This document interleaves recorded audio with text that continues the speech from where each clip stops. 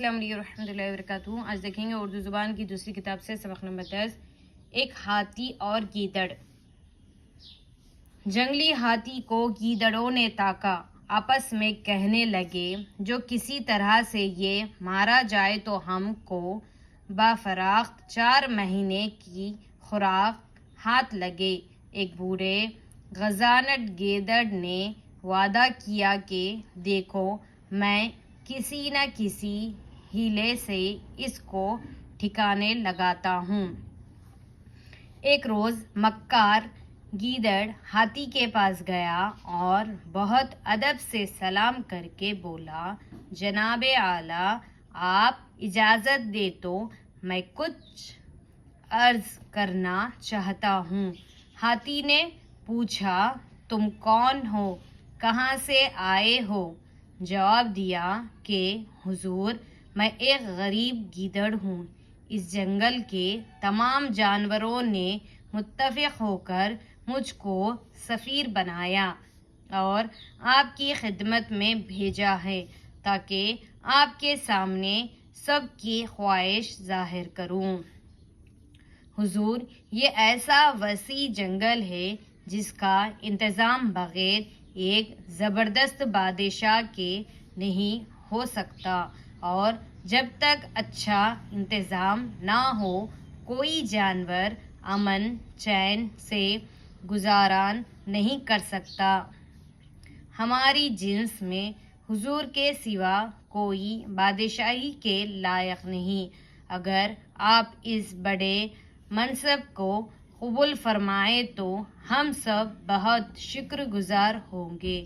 یہ سن کر ہاتھی ذرا سوچنے لگا۔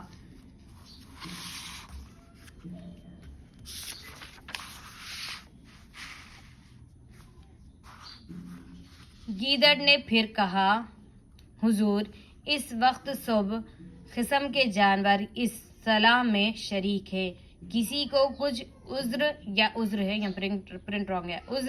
انکار نہیں ہے۔ شاید دیر لگنے میں کسی کی رائے بدلے اور سب آپس میں پھوٹ پڑے۔ بہتر یہ ہے کہ جلد تشریف لے جائیں اور اپنی بادشاہی کا اشتہار دیجیے۔ ہاتھی کو دولت اور حکومت کی طمع نے ایسا لبھایا کہ فوراً گیدڑ کے ساتھ ہو لیا۔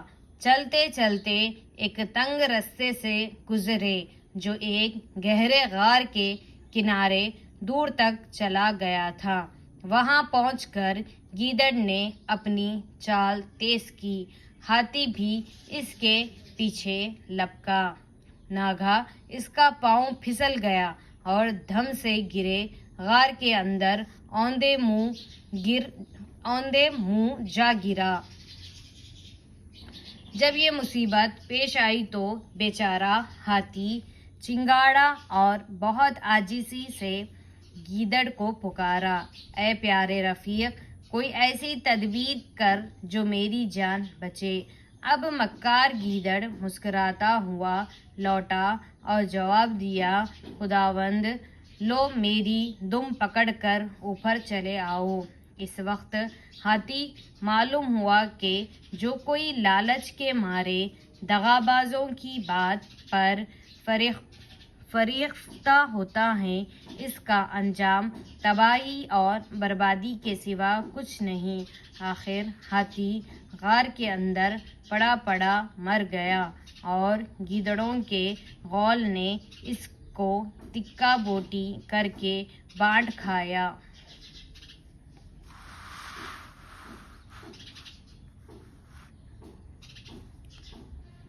وہ بڑا ہی کمینہ پاجی ہے جو دغا سے نکالتا ہے کام۔ ہوشیار آدمی کو لازم ہے کام کا پہلے سوچ لے انجام۔ فراغت یعنی اطمینان، فرصت، طمع، لالچ، جنس، ذات، قسم، وسیع، لمبا چوڑا، انتظام، بندوبست، سفیر، قاصد، فریفتہ، عاشق، منصب، عہدہ۔ سبق نمبر 11، ایک کتا اور بلی۔ ڈالا ایک کتے نے ایک بلی کو چیر، سانس ٹھنڈی بھر کے بولی وہ حقیر، رحم کھاتی میں اگر چوہے پہ گاہ تو میرا کیوں حال ہونا یوں تباہ؟ جو کیا تھا اس کا پھل مجھ کو ملا، آہ میں کس سے کروں اپنا گلہ؟ ظلم کی ٹہنی کبھی پھولتی نہیں، ناؤ کاغذ کی صدا چلتی نہیں۔ حقیر یعنی ادنا، ذلیل، تباہ برباد، رحم ترس، گاہ کبھی، ظلم بے انصافی۔